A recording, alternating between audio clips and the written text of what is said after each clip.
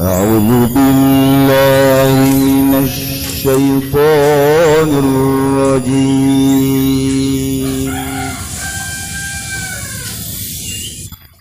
بسم الله الرحمن الرحيم. Otak berarti kan kayak keterbatasan orang gua otak teh. Bagian perpolitikan. Loba nu teu kaharti urang lamun nyaritakeun tentang politik. Baik politik Islam maupun politik di demokrasi. Atau politik di kitu komunis. Di komunis tu arti Tuhan cara ngajalankeun politik nah hese. Lamun kurang dipelajari di demokrasi ge ko lain deui sih antara undang-undang demokrasi jeung pelaksanaan kok jadi kos kieu teh hese. Tetapi bisa kaotakan kene tah sebab menang manusia tah mah. Tapi ketika instruksi Allah, instruksi Rasulullah teh kudu kaharti dibalik instruksi aya rahasia. Nu urang teh nyaho. Urang mah kapan maca Quran bae ge maca Quran loba nu teu kaharti, kajeun baca bae. Teu kaharti alif lam mim naon alifna naon lamna naon mimna bina tafsir ge wallahu a'lamu bimuradi lantaran eta lamun dihartikeun pohara jasa muringkak bulu.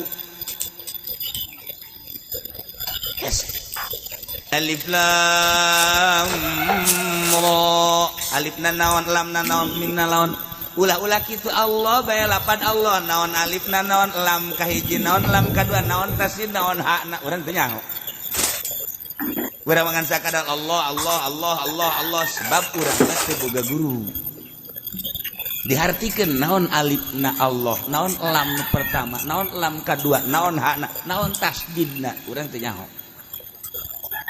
Eta hiji-hiji da ngabogaan rahasia-rahasia. Numantak lamun urang sering maca Allah.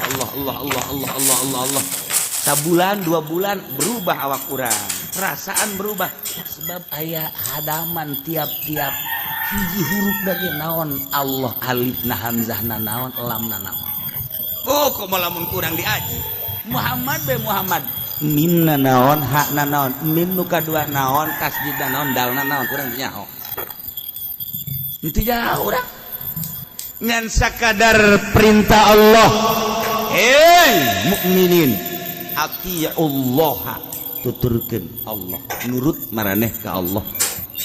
Kajeun teu kaharti ge cak Allah salat ulah haju we salat aing mah teu kaharti salat sapira nangtung ngaju ruku ngaju nangtung deui ngaju sujud naon sih maksudna haju teh salat sih aing maghrib 3 rakaat aing subuh 2 aing isya 4 zuhur 4 eta naon maksudna moal kaharti geus bae sia mah mendingan nuturkeun teu kudu kaharti teu kudu ke kebal-kebal mah kaharti ku perasaan loba anu teu kaharti ulah kudu kaharti ku akal sebab agama mah tauhid pamuruk syarat ti Allah itu kudu bae ulah kudu kaharti bae urang.